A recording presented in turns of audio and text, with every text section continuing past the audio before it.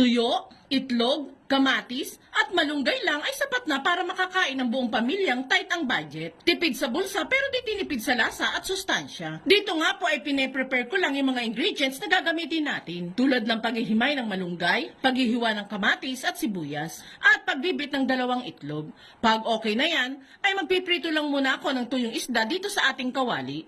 Lutuin lang yan hanggang sa maamoy na ng kapitbahay at mag-brown na ang mga ito.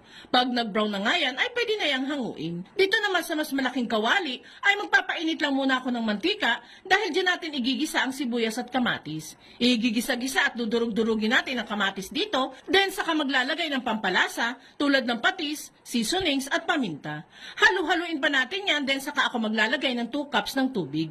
Lagay na po natin sa high heat ang apoy para mas madaling kumulo. Then saka ilagay yung binati nating itlog. Continuous itong haluin para hindi gaanong mamuo ang itlog. Then saka ilagay ang malunggay dito at haluin muli. Mga ilang minuto nga lang, ay isunod na din natin agad ang napritong tuyo. Pakuluin pa yan ng 2 minuto bago hanguin. And there you have it guys, ready to serve na itong super tipid pero masustansyang ulam recipe natin. Enjoy!